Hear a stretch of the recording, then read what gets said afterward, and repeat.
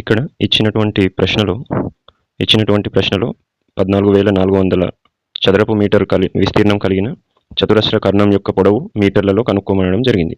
Suppose ఇది ఒక చతురస్రం అనుకుందాం. దీని భుజం పొడవు a మరియు కర్ణం పొడవు d అనుకున్నట్లయితే జనరల్గా మనకు వైశాల్యం యొక్క సూత్రము a². ఇది మనకు చాలామందికి ఐడియా ఉంటుంది. కానీ ఇదేంది, భుజం ఇచ్చినప్పుడు వైశాల్యం కనుగొనడానికి సూత్రం. మరి చతురస్ర కర్ణం ఇచ్చినప్పుడు వైశాల్యాన్ని ఎలా కనుక్కుంటాం అంటే వైశాల్యం = కర్ణం స్క్వేర్ బై 2 అవుతుంది. సో ఇప్పుడు కర్ణము స్క్వేర్ బై 2 అనేది కర్ణం ఇచ్చినప్పుడు చతురస్ర వైశాల్యం కనుగొనడానికి సూత్రం అన్నట్టు. సో ఇప్పుడు ఇక్కడ ఇచ్చిన వైశాల్యము విలువ ఎంత, 14,400. మరియు మనకు ఇప్పుడు ఇది చతురస్ర వైశాల్యానికి సమానం అవుతుంది. d²/2 కావచ్చు, లేదా a² చేసిన వస్తుంది.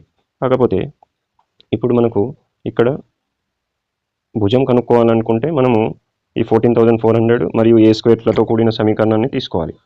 అదే ఒకవేళ మనకు కర్ణం కనుక్కోవాలనుకుంటే 14,400 అండ్ d² తీసుకుంటే వచ్చే సమీకరణాన్ని తీసుకోవాలి.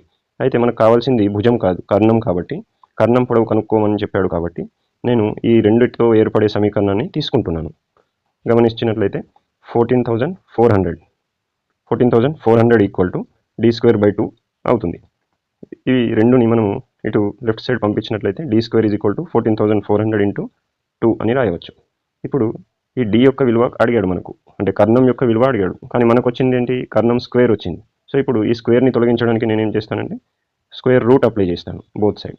సో స్క్వేర్ రూట్ అప్లై చేసినట్లయితే ఇప్పుడు ఈ 14,400ని మనం ఏమని రాసుకోవచ్చు, 144 × 100 అని రాసుకోవచ్చు కదా.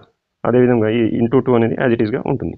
ఇప్పుడు అదేవిధంగా ఈ d² ఏమని రాయొచ్చు, d × d, అంటే d² అంటే 2 సార్లు గుణించడం కాబట్టి.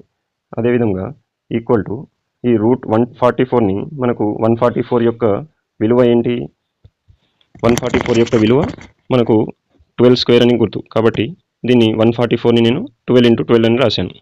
అదేవిధంగా 100 యొక్క విలువ 10² కాబట్టి 10 × 10 అని రాశాను. 2 అనేది యాజ్ ఇట్ ఈస్గా ఉండిపోతుంది.